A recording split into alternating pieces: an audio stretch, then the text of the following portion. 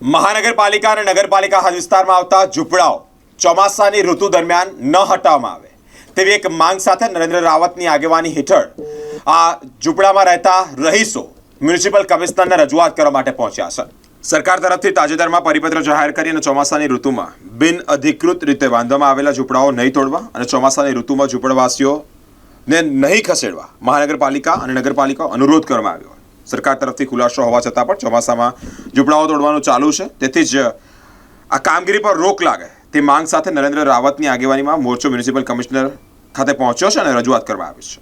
ફક્ત ઝૂંપડાવાસીઓને હેરાન ન કરવામાં આવે, જે મોટા બાંધકામો એટલે કે વિશ્વામિત્રી નદી પર થયેલા બાંધકામો છે તે દૂર કરવામાં આવે, તેમ નરેન્દ્ર રાવતની આગેવાની હેઠળ મ્યુનિસિપલ કમિશનરને રજૂઆત કરવામાં આવી છે।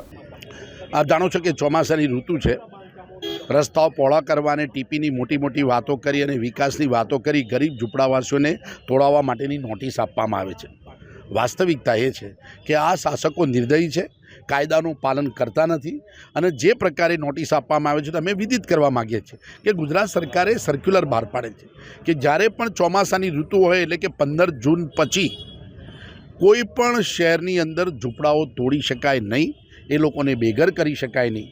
આ પ્રકારની ખોટી નોટિસો અને રાજકીય દબાણોના કારણે જે કામ કરવા માગતા હોય એ કામ સામે અમારો ઉગ્ર વિરોધ છે। ગઈકાલે મધુનગરના જે જૂના ઝૂંપડાવાસીઓ જે વર્ષોથી રહે છે એ લોકોને ફાયર સ્ટેશન બનાવવાના નામે ચોમાસાની અંદર ઝૂંપડા તોડવાની નોટિસ આપવામાં આવે છે। આ કેટલું વ્યાજબી છે?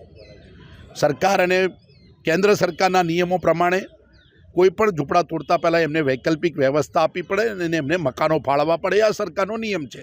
આ બધી વસ્તુઓ ધ્યાનમાં રાખીને કાર્યવાહી કરવા માટેની માગણી સાથે અમે આવ્યા છીએ। સાથે સાથે વડોદરા જે છેલ્લા 30 વર્ષમાં 11 વખત પૂર આવ્યું અને છેલ્લા 1 વર્ષની અંદર 2 ભયાનક પૂર આવ્યા, એ ડૂબ્યા કેમ? એનું કારણ વિશ્વામિત્રી નદીની આસપાસ આવેલા અનધિકૃત બાંધકામો, એ તોડવાનો સમય નથી। ખાલી તમે વિશ્વામિત્રી ખોદીને વડોદરા શહેરને પૂરમાંથી બચાવી શકવાના છો? અમે ચેલેન્જ આપીએ છીએ કે આ વખતે ફરીથી વડોદરા શહેર ડૂબવાનું છે અને એ માટે જવાબદાર કોણ?